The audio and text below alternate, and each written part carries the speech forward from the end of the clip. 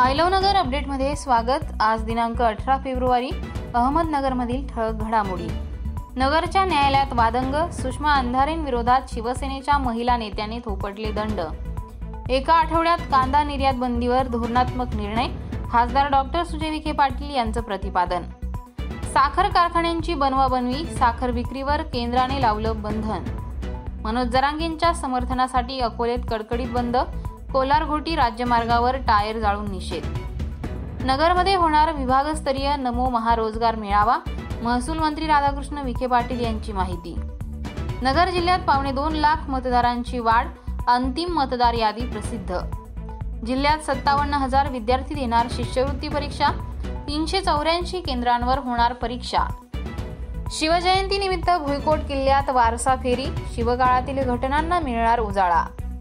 गावठी कट्टा घेऊन रील्स काढणारी मुले गजाआड, स्थानिक गुन्हे शाखेची कारवाई। सुद्रिकेश्वर महाराज मंदिरातील चोर दागिन्यांसह पकडले, स्थानिक गुन्हे शाखेची कामगिरी। असेच अपडेट्स मिळवण्यासाठी आयलवनगरच्या 77 98 300 400 या नंबरवर मिस कॉल द्या।